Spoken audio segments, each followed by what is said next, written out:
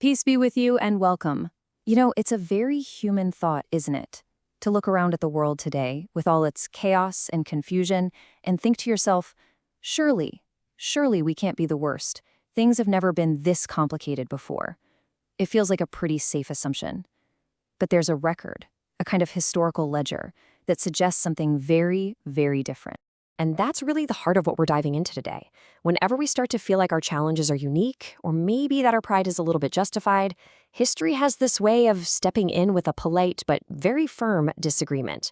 It shows us that arrogance isn't new, it's actually a recycled pattern, and it always comes with consequences. Okay, let's get into it. So here's our game plan. First, we're going to look at the ultimate price of pride. Then, we'll crack open that historical ledger and see this pattern play out over and over again. After that, we'll explore the psychology of why people ignore such clear warnings, and then see how this ancient idea is devastatingly modern.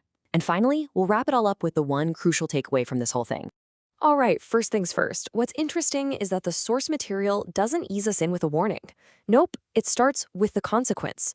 It jumps right to the finish line to show us the immediate, stark result of unchecked arrogance. This slide really gets to the core of it, but the source text gives us this incredibly powerful image. Verse 34 describes people being gathered on their faces. Just think about that for a second. The very people who walked with their heads held high, full of pride and denial, are now being moved in the most humiliating way imaginable. Arrogance always promises to lift you up, but reality, well, reality delivers something else entirely. It's the ultimate reversal of dignity. So, like I said, this isn't just some philosophical idea. The source presents it as a documented historical fact. It's like it opens a ledger book and just starts showing you the receipts, one after another, proving this is not a new story. And it's presented like this rapid-fire history lesson. The people of Noah who mocked the warnings, the powerful, advanced civilizations of Ad and Thamud, the companions of the well, and then this crucial line, and many generations between them. The message is crystal clear. Civilization after civilization, they all walked the same exact path. And here's the kicker. At the end of the day, none of their worldly advantages mattered. The source really hammers this home. These were entire civilizations, often stronger and more advanced than the people being spoken to at the time. And they were just gone.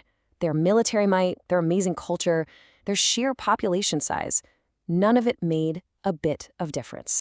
And this brings us to such a key distinction made in verse 39. This wasn't random, it wasn't impulsive. For every single one of these nations, clear examples were shown and warnings were given. The consequences only came after clarity was rejected. It shows that divine justice is incredibly patient, but that patience should never, ever be mistaken for permission. The destruction, it was earned. So this begs a really fascinating question, right? If the evidence is so obvious, if the pattern is so consistent, why do people keep falling into the exact same trap? Well, this next section dives into the mindset, the psychology that lets people see a clear pattern but refuse to learn a single thing from it. Verse 40 points out something absolutely remarkable. The people being addressed at the time would literally pass by the ruins of these destroyed civilizations on their trade routes. I mean, the evidence wasn't buried in some dusty book. It was their version of roadside scenery. So the question is asked directly. So have they not seen it? And the implied answer is, if you don't believe you'll ever be held accountable, then ancient ruins just become tourist spots, not warnings. So what do you do when you're faced with a message you can't logically defeat? Well, according to verse 41, you attack the messenger. They'd see the prophet and start mocking him, saying things like, "Is this really the guy God sent?" It's a classic tactic, isn't it? Mockery is always the last refuge of a threatened ego, because making fun of someone is a lot easier than actually reflecting on what they're saying. Okay, this right here might be one of the most profound psychological insights in this whole discussion.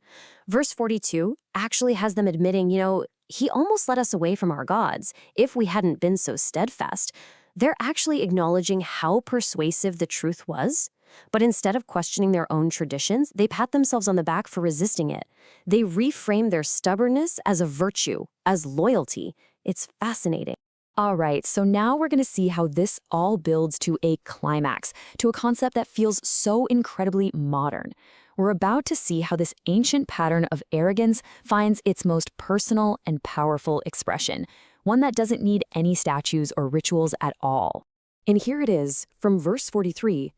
Have you seen the one who takes his own desire as his God? Wow.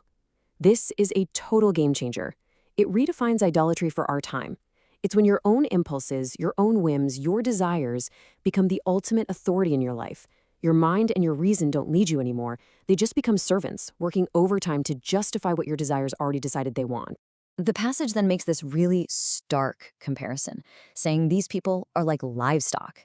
Now, it's so important that we understand this correctly. This is not an insult to animals. Animals follow their instincts, there's no moral judgment there. But a human being who is given the unique gift of reason and then chooses to throw it away to follow base desire, well, the source says they are in a worse state. Why? Because they possess something far more dangerous: willful blindness. So, after going through the consequences, the history, and the psychology behind it all, what are we supposed to take away from this? What's the point of laying out this entire pattern? It really all boils down to this. First, history isn't just a bunch of cool stories to entertain us. It's an instruction manual. Second, when you look at all those different nations, different cultures, different strengths, they all shared one fatal flaw. They became arrogant after the truth was made clear to them. And third, this pattern is shown to us again and again for one simple reason, so that we can recognize it. And that brings us to our final thought. The source kind of leaves us with this powerful, sobering statement. After seeing this clear, undeniable historical pattern of arrogance and its consequences, choosing to ignore it, well, that choice doesn't make you a trailblazer. It doesn't make you original. It just puts you next in line.